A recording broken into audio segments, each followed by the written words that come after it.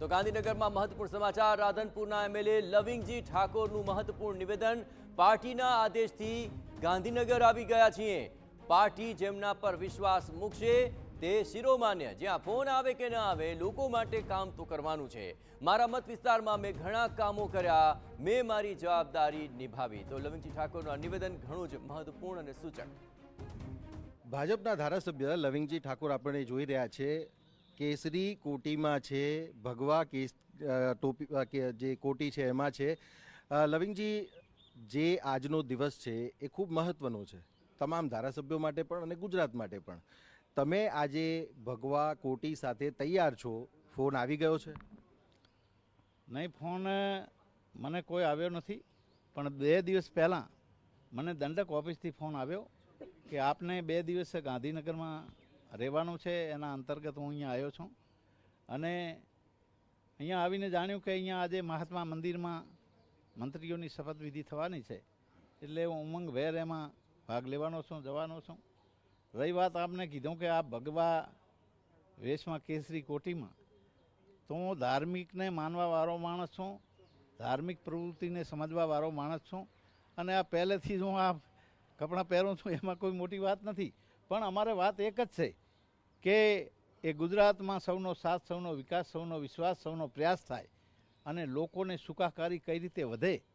એવા હેતુથી હું બોર્ડરના વિસ્તારમાંથી આવું છું સાંતલપુર તાલુકો અમારો બોર્ડર છે પણ ખૂબ કાર્યો કર્યા છે મેં ખૂબ લોકોના રોડ રસ્તાની વાત પાણીની વાત સિંચાઈની વાત આરોગ્યની વાત ઘણા કામો કર્યા છે અને એ કામો કરતા રહીશું એ જ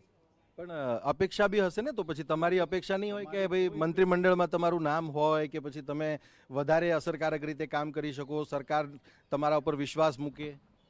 કોઈ વાત અપેક્ષાની નથી સરકારને અમને ટિકિટ આપીને ધારાસભ્ય બનાવ્યા આથી વિશેષ શું હોઈ શકે અને પાર્ટીનો એ વિષય છે એ જે અમને જે બનાવે તે અમે સર્વ માન્ય છીએ એમાં જો કોઈ અમારી અપેક્ષા નથી અચ્છા 162 ધારાસભ્યો છે કેટલાકને ફોન આવશે કેટલાકને નહીં પણ આવે તો એ નારાજગી થશે એવું તમને લાગે છે આ ભારતીય જનતા પાર્ટી છે કોઈ આમાં નારાજગી રહે જ નહીં કારણ કે પાર્ટી સર્વોપરી છે આપ બધા જુઓ છો કે છેવાડાના માનવીને અમારા ઓબીસી પ્રદેશ અધ્યક્ષ આદરણીય એ ક્યાંય હતા નહીં પણ પાર્ટીએ આવીને એમને પ્રદેશ અધ્યક્ષ બનાવી દીધા ઓબીસી નેતાને આથી પાર્ટી બીજો વિશેષ શું કરે ભલામાણા એટલે પાર્ટી દરેકના માટે સર્વોપરી છે અને 100% એ પાર્ટી દરેકને જેની ક્ષમતા પ્રમાણે એ દરેકને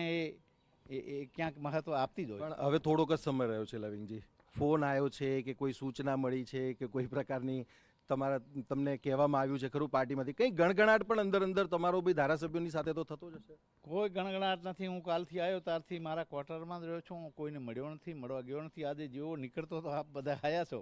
અને હું તો આવી પ્રતિક્રિયા આપવા નથી માગતો પણ છતાં આપ કહો છો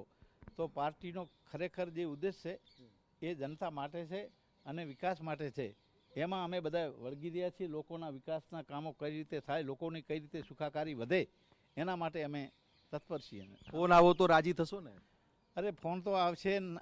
આવે તોય રાજી ના આવે તોય રાજી તો લવિંગજી જે પોતાના વિચારો મૂકી રહ્યા છે એમનું કહેવું છે કે પાર્ટીની જે સૂચના હતી એ સૂચના મુજબ તેઓ ગઈકાલથી જ જે એમએલએ ક્વાર્ટર્સ છે ત્યાં પહોંચી ગયા હતા પાર્ટી કોઈને ફોન કરે કે ના કરે નારાજગીનો વિષય નથી આવતો વાત પાર્ટી અને ગુજરાત માટે કરવાની છે અને એ પણ લોકોની સુખાકારી માટે કેમેરામેન ઇમરાન શેખ સાથે સચિન પાટીલ TV9 ગાંધીનગર